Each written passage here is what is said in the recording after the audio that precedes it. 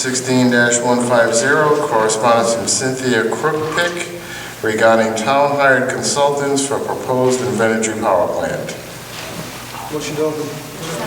Motion open to second. All in favor? Aye. Hello. Hello. Cynthia Crookpick here from Harrisville.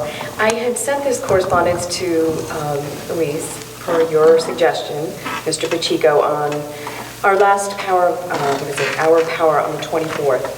This was regarding my question about the town-hired consultants for the Invenergy project. So I wanted to know, where are the results from this? Do we have them yet, or I'm getting no? Okay. So, thank you for the shake. That's good. So when were the contracts signed or purchased with the listed consultants? When were the contracts signed for the listed consultants? It was a few months ago. I don't have a specific date. Okay. It was a few months ago. I just don't have the date. Okay, no problem. So is this currently being funded? I know that Invenergy is going to give us a credit back, but currently we are using taxpayer dollars to have these consultants do the work on behalf of that, correct? Yes, just to explain, when we hired them, at that time we didn't even submit an application for reimbursement. Okay. Since then, we have received the maximum allowed by law, Yep. which is $100,000. Right, right. So have we exceeded that? We have, I don't know. Okay. Will we know, do you think, by the next hour meeting, power hour meeting? Next hour? The next power hour meeting that we're having. Probably. Sorry, it's kind of a thing. Power hour. And you told me the consultant was hired a couple months ago. All right, so did the town follow the proper procedure, code, or charter to offer these services via an RFP? And also, did we get to review this as a public before these people were chosen? I'm not certain if I understand the question, whether we followed the charter. Yeah, I don't know if you did. I'm asking you, because you're the experts. I'm not of the town here. So did the town follow the proper procedure / code or charter, whatever you want to call it, to offer these services via an RFP, which is a response to bid, to other qualified consulting firms? Typically in government, you need to offer it to 3 different entities. For each of the, I know what you mean, but you need to do that. I want to know if you did that. Before we hired a consultant, we reviewed and interviewed some from each field. I don't remember the specific numbers, but yes, we did. And we had different figures, different prices. We chose someone we thought was best qualified rather than going by the price. Okay, so who chose that? Was it you or the council? Who made that decision, sir? Oh. I'm told that you filed a request for public records on these specific issues. I did, but I was told by Mr. Pacheco to bring this to this meeting and put it on the agenda, and so I did. I filed it, the information with Louise, filed it on the 15th, so everything is documented, Mr. Fox. It's documented. I'm sure the documents will be forthcoming to you shortly from the clerk. Okay, so I have a couple more questions then. Not done yet. So the residents of Burrillville request that the signed contracts of these consultants be made available for public review. When can we see them? Apparently, the clerk is going to provide them to you. Okay. Do we have a date yet, a rough estimate? Usually they are provided to whomever requests it within 10 days. Okay. And when you interview these consultants, do we have experts in those fields to recommend them? Yes, we did.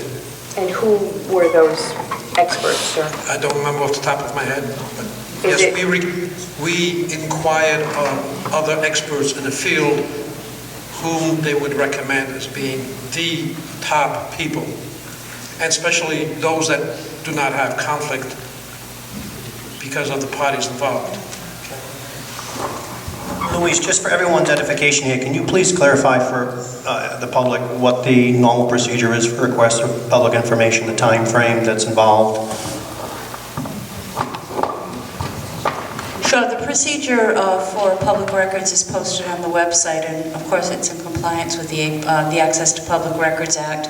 The time frame on that is 10 business days. We do require a written request, which of course I have, and the time frame is to supply within 10 business days unless it's not possible due to whatever reason, the volume of the request or the number of requests in-house, in which case the person is notified that the 10 days needs to be extended, and the extension is spelled out with the reasons for it. Thank you. You're welcome. I have two more questions. Can you wait for those? Yeah, I'll wait for those, but can I just ask two more questions?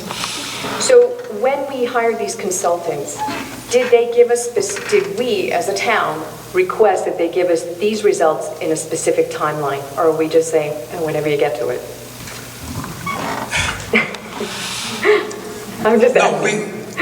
I think you know the answer to your question. No, I don't, but I want to know. They require information Yeah. in order to come up with a final report. Right. We're trying to get that information. We've submitted, as you've been told, Yep. 10 sets of data requests, over 200 pages of which have already been received, Okay. and they've been forwarded to them. Okay. We're still waiting for some more, Okay. and as soon as we get the answers to the questions that they need in order to prepare the final report, that's when they will prepare the final report. We expected, by the way, to have all of that before June 6th, before the planning board hearing. That's what I was asking, because that's an important date, not only for us as a public, but for our zoning, planning, you as well. Right. So that's very important. Thank you. I think that's it. I think we've covered it. Thank you. Thank you.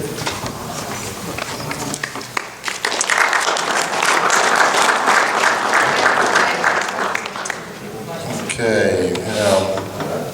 I have one question.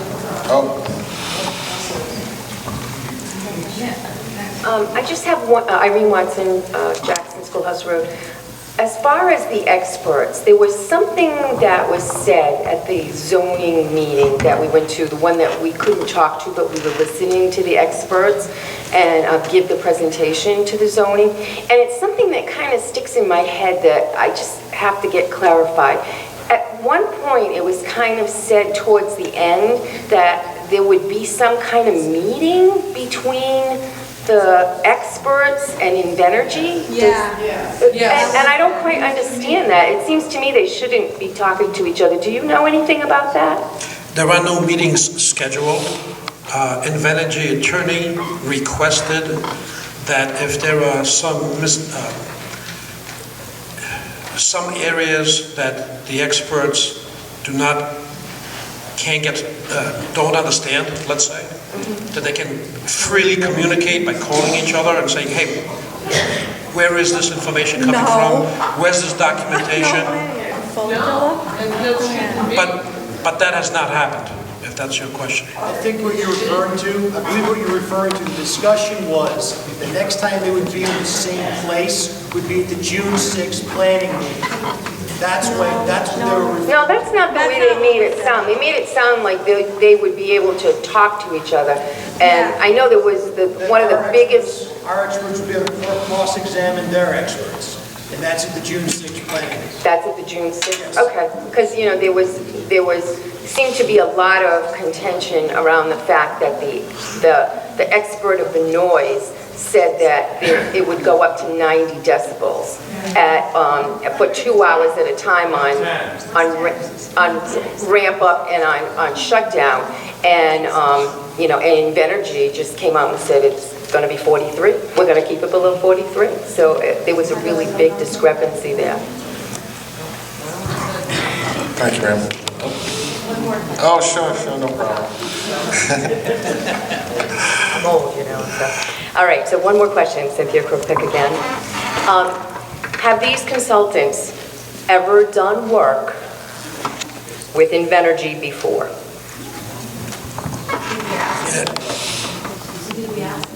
Did we ask them? You did, and I answered. One of the things, the qualifying factors was to make sure that there's no conflict of interest. None of them have worked with Invenergy, Okay, thank nor you. Trans Canada or Ocean State Power Plant. Okay, thank you. Spectra? Spectra? Or anybody else. We got one here? We got a round? Okay. Okay, thank you, ma'am.